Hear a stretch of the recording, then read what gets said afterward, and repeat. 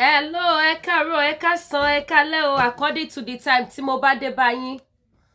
Èmi ọmọ yín olólùfẹ́ yín Lady K, Ìfẹ́ Olúwa show, the baby of Yorùbá nation. Mo ṣe salamu alaikum sí ẹ̀yin onínúure ọlọ́kànre. Gbogbo ẹ̀yin èèyàn yìí tẹ̀sí nídìí ìbàjẹ́. Gbogbo yín pátápátá ni mo kí o, a tún ti dé o lórí ọ̀rọ̀ Queen Naomi Ati Oriyomi Hamzat. Ní agbára Ọlọ́run gbogbo wa ní ṣoore ṣe o. Oore tá máa ṣe tó máa dibi mọ́ wa lọ́wọ́. Olódùmarè kò ní jẹ́ bá wọn ṣe o. Olóore ò ní kú sípò ìkà o. Àwọn ìkà alágbára Nàìjíríà wọn ò ní pa gbogbo olóore mẹ̀kúnnù. Wọn ò ní sọ gbogbo olóore mẹ̀kúnnù, wọn ò ní sọ wọ́n sínú ìgbèkùn o.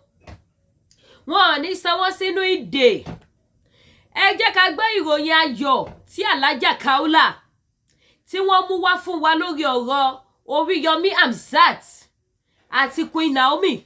Ẹ jẹ́ ká gbọ́rọ̀ látẹnu ìyá alálùbáríkà, ìyá dùnnú, ìyá àwọn ọmọ ológo. Nítorí abiyamọ tó bá ti ń sa eré kó dá fún ọmọ lọ́mọ, ó máa dá fún ọmọ títí ẹ̀ náà. Abiyamọ tó bá ti ń sáré pé kí ògo ọmọ lọ́mọ má bàjẹ́, ògo ọmọ tiẹ̀ náà lè bàjẹ́. Gbogbo ẹ̀yin blogger, ìyá àjàrà búkà tẹ́ ń sọ̀sọkúsọ, wọ́n lò wọ́n ni, wọ́n ṣe this, wọ́n ṣe that, ẹ̀yún nu Ọlọ́run nu. Ẹ jẹ́ ká gbọ́ ìròyìn ayọ̀ tí Alájà Kaula tí wọ́n fẹ́ fún wa lórí Alájà Oriyomi Hamzat àti ìyá wa Queen Naomi. Ẹ bá mi gbójú ayọ̀ sókè. Ẹ má wá gbàgbé láti bá mi share ètò.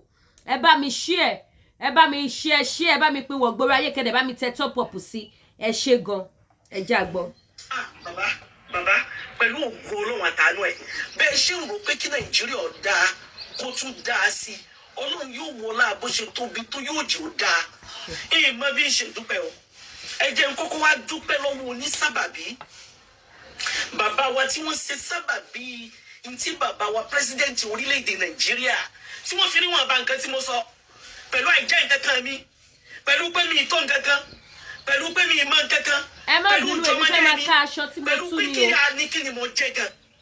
Ẹ jẹ́ n dìde. Bàbá wa tí wọ́n jẹ́ former governor ní Ọ̀ṣun, gómìnà tàná, gómìnà tó kúrò ń bẹ̀ kí governor Isahak Adeleke, kí governor Adémọ́lá Adélékè kí wọ́n tó bọ́ bẹ̀, tó jẹ́ ipá àwọn Ọlọ́run fi ṣe mínísítà ní ìkan náà mínísítà ní Nàìjíríà lẹ́nìí, tó jẹ́ pé àjọṣe àwọn àti bàbá wa Tinubu kò yàtọ̀ sí bí ìgbà téèyàn jẹ́ 5 and 6.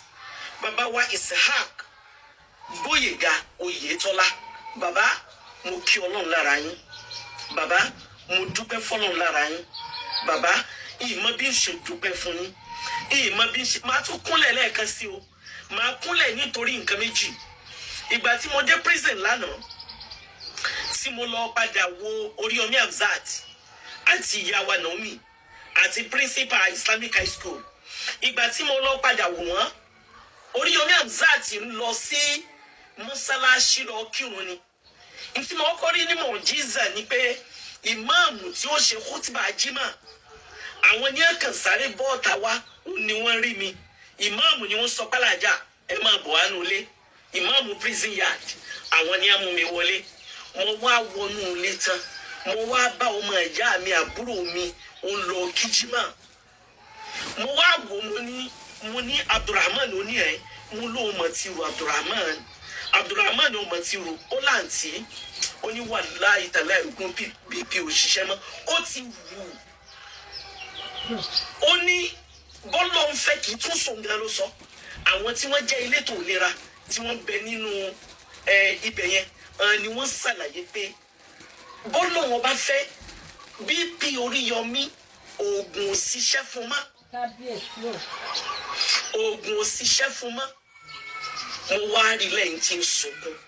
Mo jíṣẹ́ yín o bàbá wa, mo jíṣẹ́ yín o wàláhì tàlá sí Ọlọ́run bá àlékè ọlá kò nífẹ̀ẹ́ sónírọ́ fúnra ẹ̀ ló sọ pé la'natullahi 'ala al-kadhibin. Ọlọ́run ní kí láàánú òun kó máa bá gbogbo àwọn òpùrọ́. Immediately tí mo sọ̀rọ̀ fún Oriyomi, tí mo bá Abdulrahman sọ̀rọ̀, tí mo bẹ̀rẹ̀ sí ní sọ̀rọ̀ sí, tí mo bẹ̀rẹ̀ sí ní bú, tí mo bẹ̀rẹ̀ sí ní gbẹ́nu ẹ̀ sọ̀hún, wàláhì Abdulrahman kúnlẹ̀ ní wọ̀.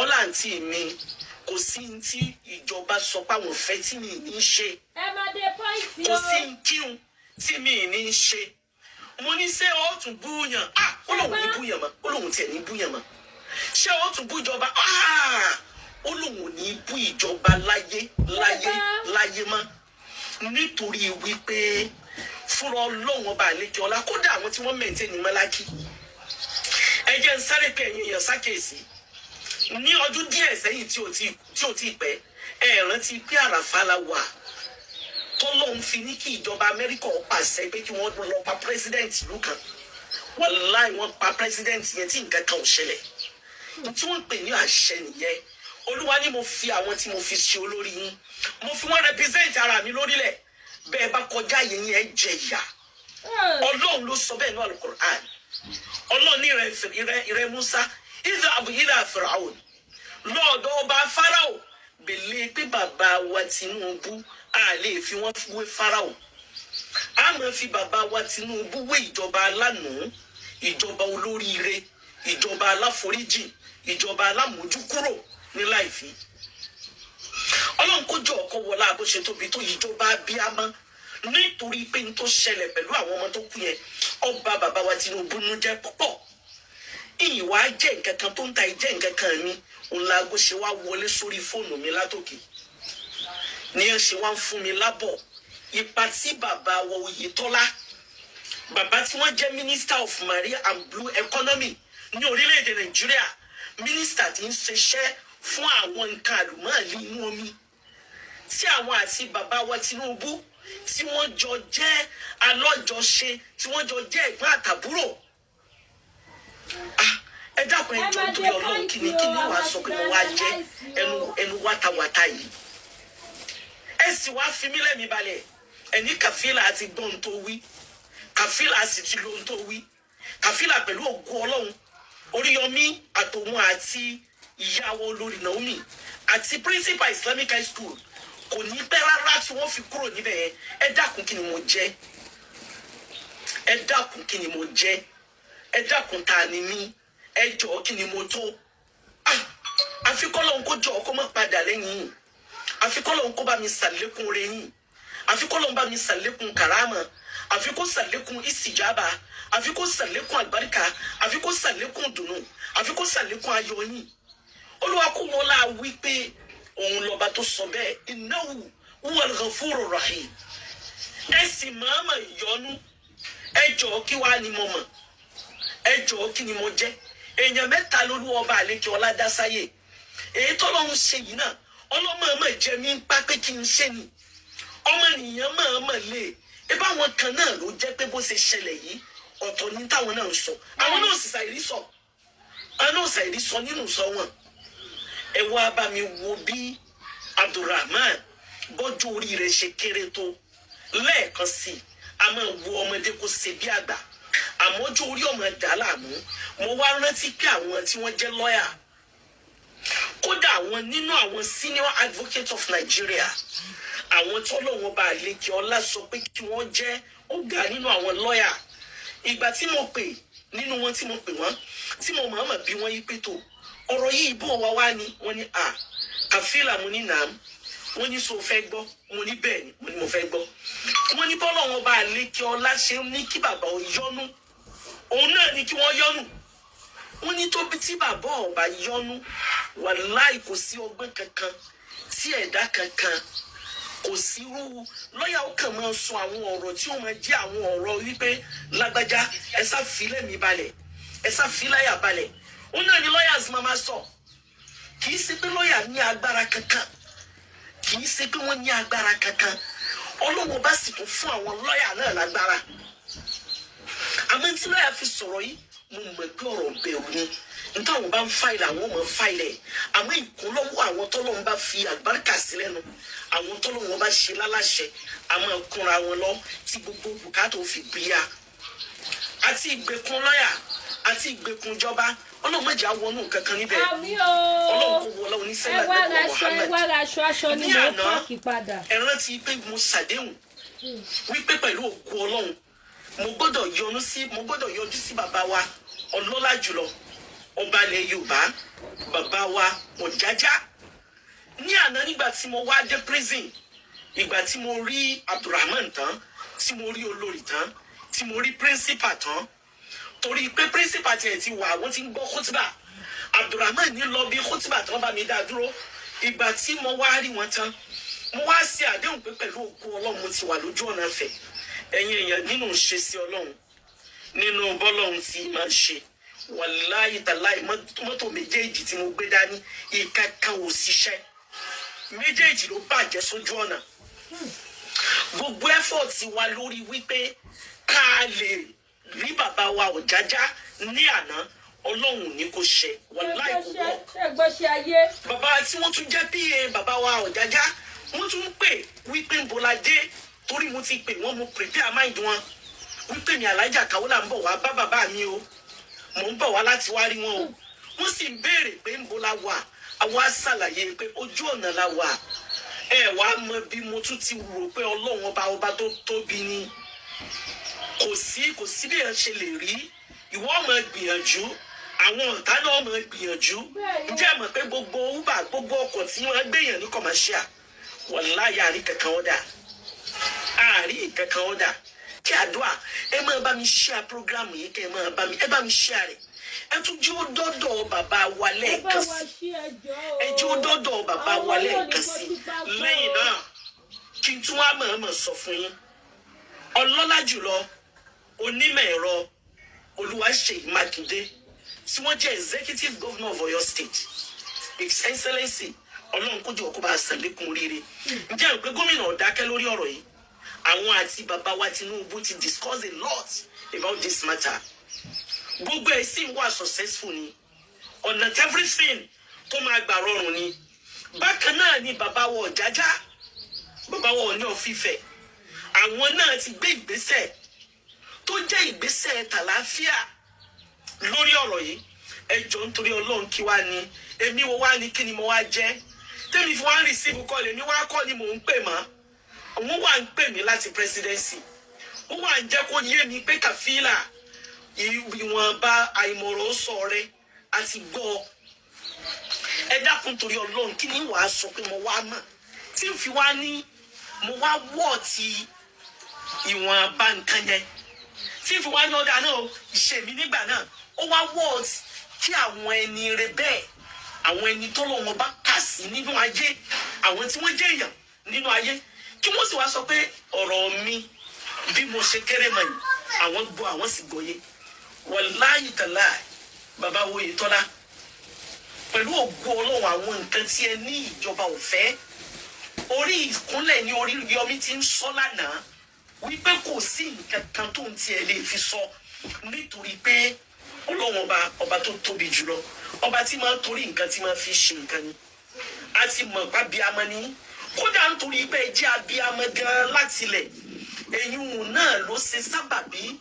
n tó fi jẹ́ wípé nǹkan kan ò pèlè sí ẹ ní wọ́n invite ẹ wá ẹ ní wọ́n pè wá ẹ ti kà sí pọ̀rọ̀ ọmọdé ni bí ìbá ṣe pé èyí tó ní ń ṣe pẹ̀lú ará ilé ará oko yìí èyí tó ní ń ṣe pẹ̀lú àwọn ọ̀la wa yìí èyí tó ní ń ṣe pẹ̀lú àwọn ọmọ yìí òun náà ló fà á tó fi wòye pé kò sí ní èèyàn lè jẹ láyé òun láti máa fi tàwọn aṣáájú ṣe Olúwa ní àti òlọ́hà ọlọ́ni wa àti òrọ̀sọ́là ó tún ní wọ̀húlò làámúrì minkum Olúwa ní ẹ tẹ̀lé mi tí mo dá yín èmi lọ́ba tí mo ní kápá lórí ayé yín àwọn tí mo rán sí yín lójíṣẹ́ ẹ gbọ́ tiwọn kẹ́ ẹ tẹ̀lé wọn ẹ ṣe tiwọn àwọn tí mo fún tún fi ṣọ̀gá yín láwùjọ tí mo fi ṣe olórí yín ẹ tẹ̀lé wọn kẹ́ ẹ gbọ́ tiwọn nítorí káyé yín ó lè máa rọrùn nítorí káyé yín ó lè dá ẹnìkan ò ní takò tí ìjọba fẹ́ kó tí ọ̀rá yé ṣe ẹ jẹ́ n sáré sọ̀rọ̀ kan briefly mo sọ náà mo tún fẹ́ repeat ẹ̀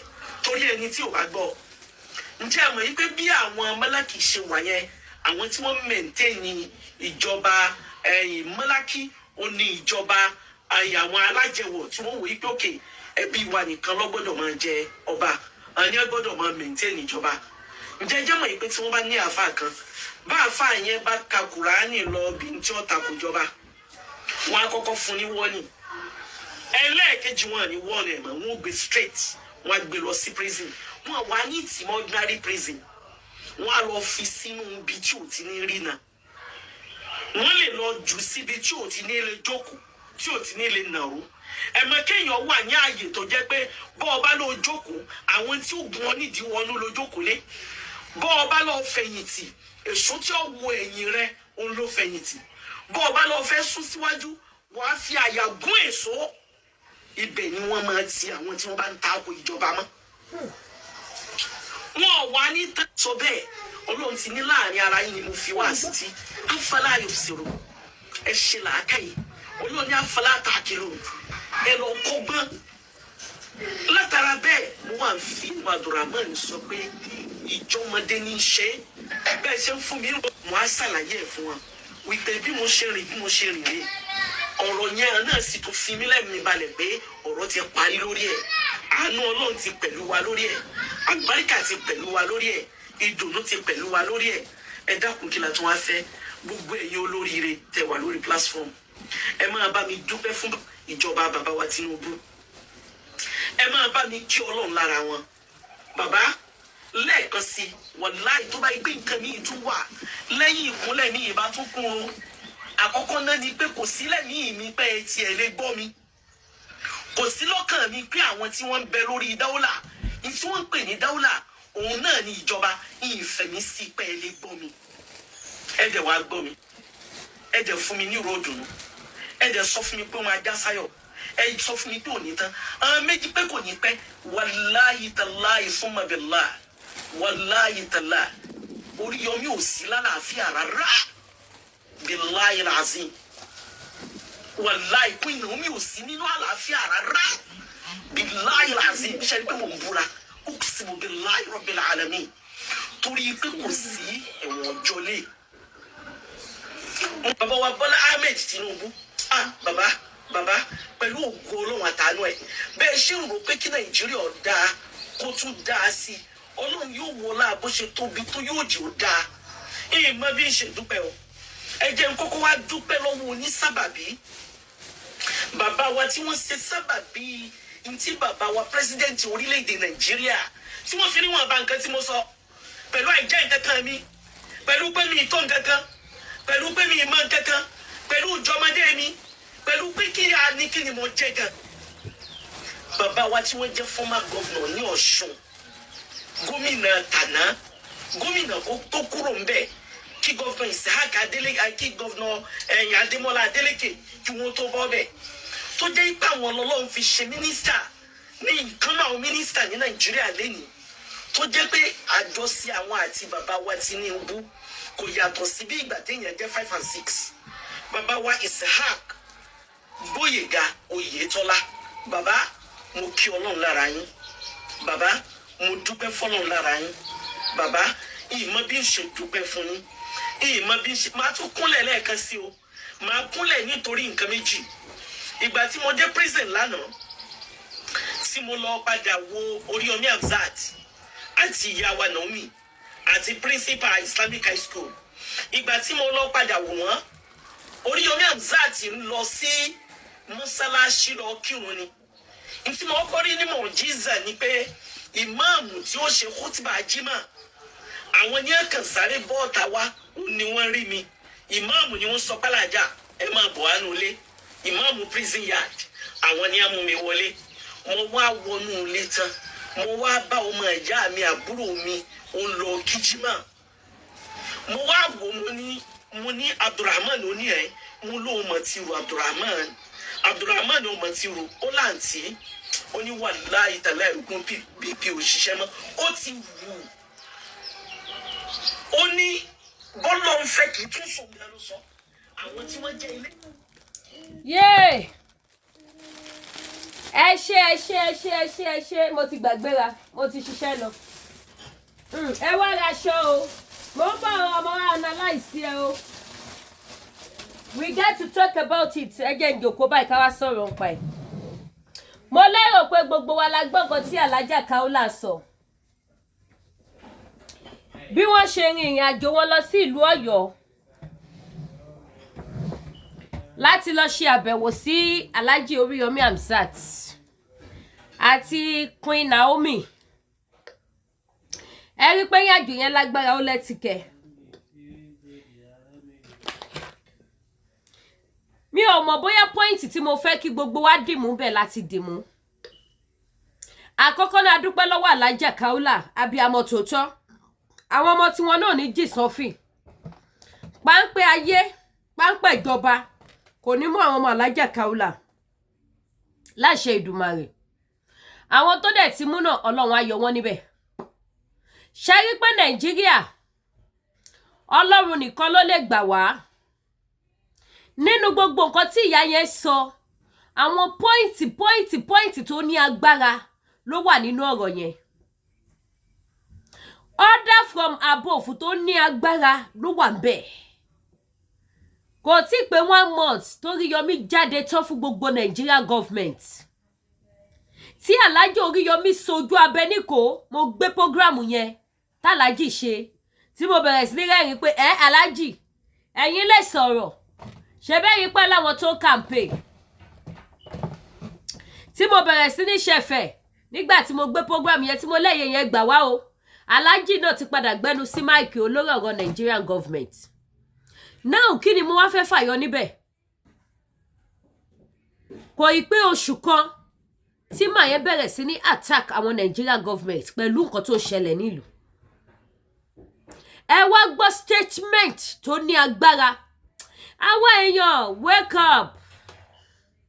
Ẹ gbọ́ statement tó lágbára tó jáde lẹ́nu Alájà Kaula. All làwọn wá ń bi ọmọ ìyá àwọn pé ṣé wàá tún bùjọba mọ́. Wàláì kò sẹ́ni tó máa jà fún mẹ̀kúnnù mọ́sẹ̀. Ìyà jẹ ṣé gèsì mẹ̀kúnnù lára Nàìjíríà. Oriyomi ní láyé àwọn ò tún jà fún mẹ̀kúnnù mọ́. Ẹ̀yin àgbà ní ọjọ́ gàtẹ́gòjọ́ gàtẹ́ ó fi ẹsẹ̀ kan tiro. Ṣé kò fi hàn wípé ohun tí wọ́n ti àwọn people ìmọ́lé fún tí wọ́n ṣe fẹ́ fi ìyà jẹ wọ́n nítorí Adédoyin àti nítorí òtítọ́ tí Oriyomi Hamzat tó gbé dání. Òun ló ṣe fẹ́ fìyà jẹ Oriyomi Hamzat. Èmi á tún wá sọ báyìí gẹ́gẹ́ bí ọgbọ́n ọmọdé tèmi pé mo bá Oriyomi Hamzat, mo bá wọn dúpẹ́. Ṣẹ́mọ̀dí ọpẹ́ mi fún màyẹn ni wípé Ọlọ́run ló Queen Naomi bí áńgẹ́lì. Because ọ̀pọ̀lọpọ̀ tí wọ́n dìde sí ọ̀rọ̀ yìí nítorí ti Queen Naomi ni o. Ọ̀pọ̀lọpọ̀ èèyàn tó dìde sí ọ̀rọ̀ yìí nítorí ti Queen Naomi ni. Tí ò bá ṣe torí ti Queen Naomi, a lot of people ò ní dìde sí. Gbogbo ìgbésẹ̀ tẹ́rí tó ń gbé wọn ò ní gbé. Tó bá jẹ́ wípé bóyá bí Alhaji Oriyomi ṣe máa ń ṣiṣẹ́ wọn, tó máa lọ́yà ẹ lọ ti lágbájá mọ́lé iṣẹ́ burúkú ló ṣe wà burúkú ló wù. Àbí bó ṣe máa ń sọ òtítọ́ yẹn, wọ́n á yí òtítọ́, wọ́n á yí mọ́mọ́ yẹn lẹ́sẹ̀, wọ́n á sọ sínú pápẹ́. Because ojú ti pọ̀ lára Alhaji Oriyomi. Alhaji Oriyomi ò bá wọn bòbòkúbò, kò bo àwọn oníṣẹ́ ibi ní Nàìjíríà. That is why tí gbogbo wọn ṣe kíni tí wọ́n ṣe ń wá máa yẹn láti mú. Wọ́n wá gbogbo ọ̀nà láti ṣọ́ọ̀tì gbogbo ẹnu àwọn tó bá sọ òtítọ́. Ẹ bá mi share program mo fi Olódùmarè bẹ̀yìn. Ẹ jẹ́ ká kẹ́kọ̀ọ́. Ẹ jẹ́ ká ti pàṣẹ lè tó fi create awareness fún àwọn èèyàn wípé ta ló fẹ́ gbèjà wọn ní 2025. Ta ló fẹ́ jà fún mẹ̀kúnnù ní 2025. Gbogbo àwọn olótìtọ́ ni wọ́n fẹ́ short ẹnu wọn.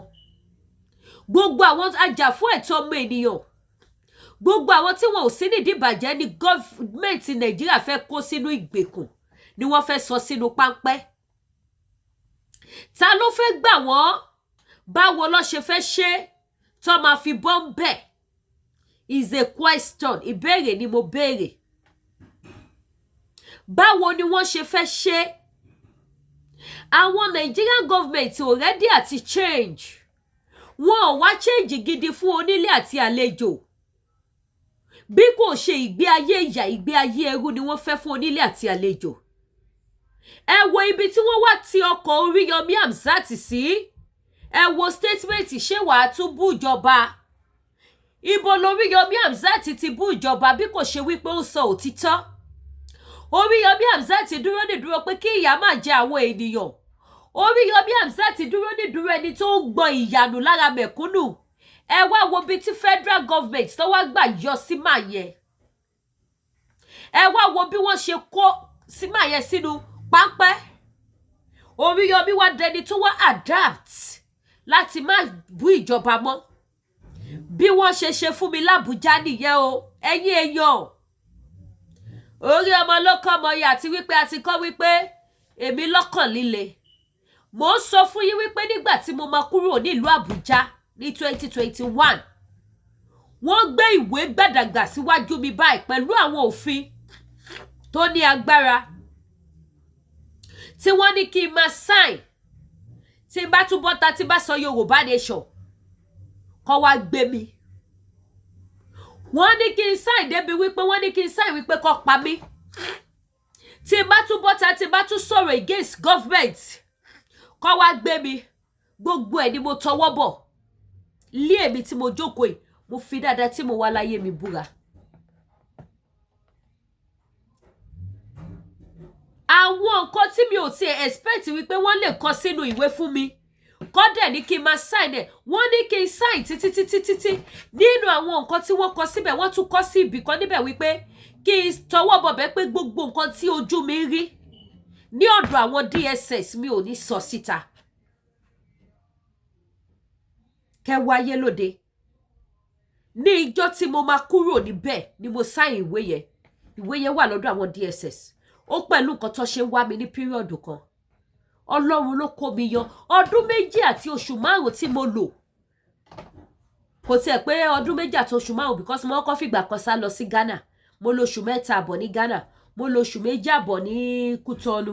Ó jẹ́ 6 months. That means pé mo lò ọdún kan àti oṣù 11 nílùú Nàìjíríà. Ọlọ́run ló ṣalábò lórí mi. Gbogbo gbà ni wọ́n wá mi. Bóyá 9 minutes tó fẹ́ wá rí mi mú gangan lọ́lọ́run yọ mí kúrò nílùú yẹn, ṣé mo mọ̀?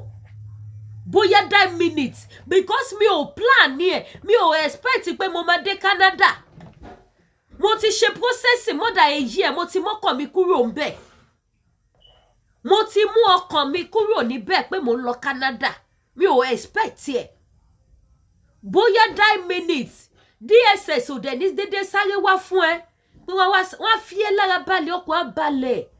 Iṣẹ́ ibi tó kọ́ àwọn Nigerian government nìyẹn. Wàá bú wọn lẹ́kìnní wọ́n rí ẹ̀ ìkejì ẹ̀kẹta. Wàá wá máa wò pé àṣẹ mo ti bú wọn lákọ̀ọ́kọ́ ìkejì ẹ̀kẹta kò sí nǹkan tó fẹ́ ṣe fún mi mọ́ jàre. Jẹ́ kí n máa jẹ lọ. Wàá wá máa ṣe lọ. Wàá fi ẹ́ lára balẹ̀ dáadáa. Wàá kọ́ dédé rí pé wọ́n dé. Bóyá 9 minutes lọ́lọ́ kó mi yọ kúrò nílùú yẹn nígbà tó fẹ́ gbé mi. Ibo Oriyomi Hamzat fẹ́ sá lọ. Ṣó máa fi iléeṣẹ́ rédíò ẹ̀ sílẹ̀ nítorí ó fẹ́ sọ òtítọ́? Nítorí ó fẹ́ jà fún ẹ̀tọ́ àwọn ọmọ ènìyàn? Ṣé Oriyomi Hamzat máa fi rédíò station ẹ̀ sílẹ̀? Ṣó máa fi dúkìá ẹ̀ sílẹ̀? Ṣó máa fi gbogbo nǹkan tó ní láyé ẹ̀ tó jẹ́ wípé gbogbo nǹkan tó fi ń jẹ́ ènìyàn ní ayé ẹ̀ yàtọ̀ sí Ọlọ́run Olódùmarè ìlú Ìbàdàn yẹn ló wà? Ṣé Oriyomi Hamzat máa fi sílẹ̀? Nítorí àwọn wo, àwọn afibiṣẹ́ olóore, àwọn tẹ́ ẹ̀ ń jà fún, tẹ́ ẹ̀ ti torí títí wọn tẹ́ ẹ̀ fojú winá, ṣé wọ́n rẹ́dí àti bọ́ nínú ìyà? Nísìn wọ́n ti kó màmú gàrí sí Oriyomi Hamzat lọ́wọ́, kò gbọ́dọ̀ bọ́ta kò sọ anything against federal government.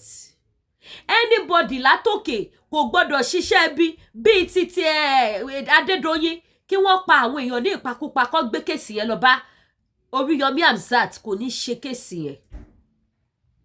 Oriyomi ò ní ṣe. Ṣé rí Oriyomi tí gbogbo wa mọ̀ tẹ́lẹ̀? Òun dẹ̀ kọ́ mọ́ nísìnyí o. Wọ́n ti gẹ́ẹ̀tì Alhaji Oriyomi. Wọ́n gẹ́ẹ̀tì Alhaji Oriyomi ọmọ Hamzat. Nigeria government ti gẹ́ẹ̀tì ẹ̀.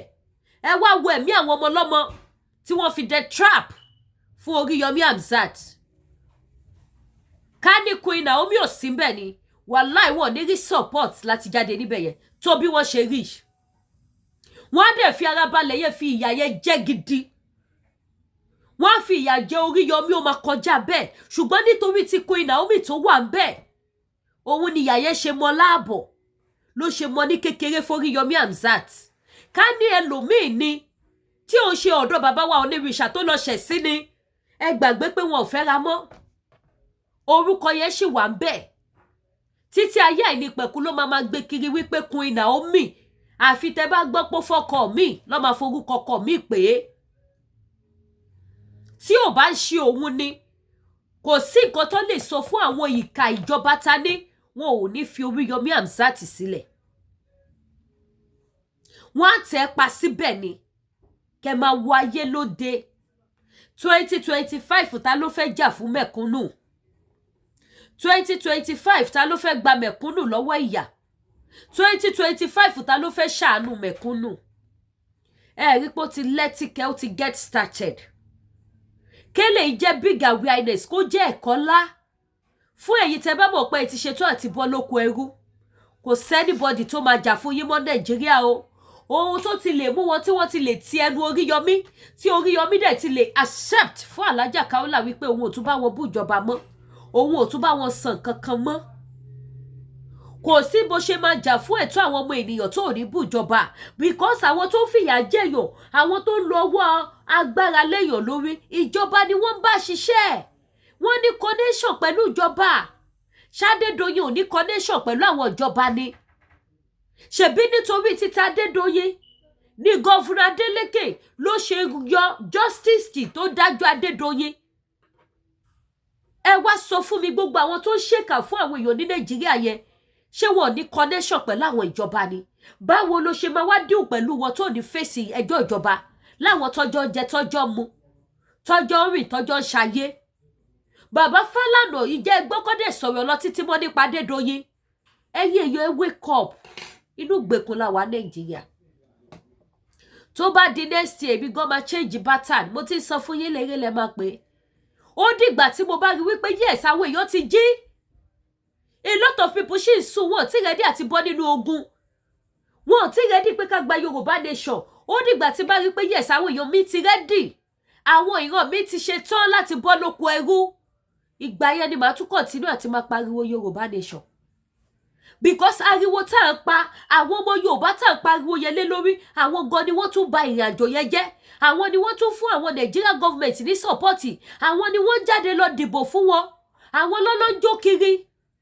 So everybody bá ti learn in a hard way, everybody á padà wálé. Àwa continue Yorùbá nation, no going back. No retreat, no surrender. Kì í ṣe pé mo bẹ̀rù ìjọba o. Tẹ́ bá dẹ̀ ni mo fọgbọ́n sánà ni, ẹ ṣe mo sánà ni. Èyí tó bá ti wòye kẹsàn. Ṣùgbọ́n lóko àyà mi kí Yorùbá nation kó máa ró kokoko níbẹ̀. Mo máa ń sọ fún yín wípé a máa gba Yorùbá nation. A dẹ̀ máa gbà á, kò sẹ́ni tó mọ ìgbà tí àsìkò ni. Àìwá mọ ìgbà tí àsìkò mi yẹn, èmi ò ní kú kí Yorùbá nation tó di, àjọ máa jogo lẹ̀ náà ni. Àjọ jogo ni, everybody bá ti ṣetán àti gba Yorùbá nation, èmi náà ti ṣetán. Tó bá wá jẹ́ ká ṣìjọ máa ṣe rí ọwọ́, ká ṣìjọ máa bóbò ara wa ni, èmi ò tọ̀yàn. Yorùbá nation, no going back. Bá ṣe ń pariwo no going back, no going back. Àwọn tá ń pariwo Yorùbá nation, no going back. Solution rẹ̀, ọ̀nà àbáyọ rẹ̀, kí ló ń ṣe? Wọ́n lọ ń dìbò. Ṣebí wọ́n ti ṣe preparation another election. Ṣáwọn téèyàn máa torí wọn para ẹ̀ nìyẹn. Yorùbá ẹ jí, ẹ má sùn. Ìran Yorùbá ẹ wake up. Ẹ wake up. Gbogbo àwọn ajàfẹ́tọ̀ọ́ ọmọ ènìyàn, ẹ wo bí tó bá di next year báyìí, ẹ rí pé everybody máa change sí another program. Another program ní gbogbo wọn máa ṣe kura. Àdéhùn jù bẹ́ẹ̀ lọ lórí ètò Lédìkẹ́ Ìfẹ́olúwaṣọ lórúkọ ti tèmi. The baby of Yorùbá nation. Ìyàwó Alhaja Kaola, we really appreciate this. Thank you so much, ìyàwó. Ilẹ̀ Yorùbá gbẹ̀yìn. Alálẹ̀ l'Íbàdàn kò ní padà lẹ́yìn yín. Alálẹ̀ l'Íbàdàn ajó máa jó yín ṣe. Èyí tẹ́ ṣe fún wa yóre ni, ẹ gbàgbé. Èyí tí Alhaja Kaola ṣe, wallahi tallahi zumabillahi la zilawa, oore l'Alhaja Kaola ṣe. Because Ọlọ́run tún lò wọ́n bí ìmọ́lẹ̀ láti lè jẹ́ ká mọ̀ tó máa padà gbẹ̀yìn ọ̀rọ̀ yìí. Ẹ ṣé gan, mo dúpẹ́ wá raṣọ. Ẹ rí tí mo tún to aṣọ. Àwọn tẹ́ ẹ rí tí mo tó padà, ẹ má bínú tí bá fi nylon disturb yín, ẹ má bínú. Àwọn ìta tó fáwọn èèyàn ni, and I have to pack them back. Ẹ̀yin náà wò, ṣe ti rí báyìí. Ọjà kún bí báyìí. Ó kún bí bá gbogbo sàlẹ̀. Aṣọ kún bẹ́ẹ̀. Ẹgbẹ́ lọ́hùn, aṣọ ni ẹ wá ra aṣọ, ẹjọ́ ẹ ṣàánú mi o. Mi ò lè dá wọ̀ o. Mélòó mo fẹ́ wọ̀? Mo láwọn aṣọ tó fine, àwọn fine style. Ìgbà míì gan mi ò mọ èyí tí máa display because mi ò mọ èyí tó ń wo oníkálukú wa. Mo dẹ̀ láwọn jewelries. Àwọn consume tó wà pa tó fine dáadáa lóríṣiríṣi. Mo dẹ̀ láwọn purse. Àwọn latest one lóríṣiríṣi fine purse gbogbo ẹ̀ ni mo ní so ẹ pè mí o kẹ́ wá rajà ojú òní tí mi ní wáyé tí o ọdún ayọ̀ la máa ṣe kò síbi tí mi ò ship ọjà mi sí bó jẹ́ UK bó jẹ́ Dublin bó jẹ́ France bó jẹ́ Paris bó jẹ́ Italy anywhere name it I will send it to you and the kí ló ti ń pè owó shipping ó ship bàjẹ́ owó aṣọ gan ó gbọ̀pọ̀ America ni àbí Canada bí ẹ pè mí ojú òní tí African food ó wà lọ́dọ̀ Lady K ogun jẹ̀díjẹ̀dí diabetes manpower ó wà available body cream tó máa jẹ́ kójú yín kó máa glow kí body yín kó máa shine ẹ máa wo ti kámẹ́rà mọ́ mi lára o ojú yẹn wà bẹ́ẹ̀ ó sọ̀rọ̀ ẹ máa gbọ́ ó sọ òyìnbó ó sọ grammar ó sọ biology ó sọ physics ó sọ chemistry ojú mi ni ẹ wá ra product títí yín náà ojú òní tí wà mí níwá yìí tì ẹ má gbàgbé láti bá mi subscribe sí YouTube channel mi kẹ́dẹ̀ tán notification bell yìí ẹ ṣé gan ire o.